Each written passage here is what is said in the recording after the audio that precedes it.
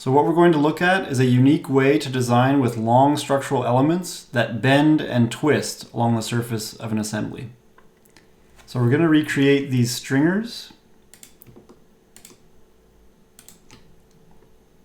that run along the surface of this wing.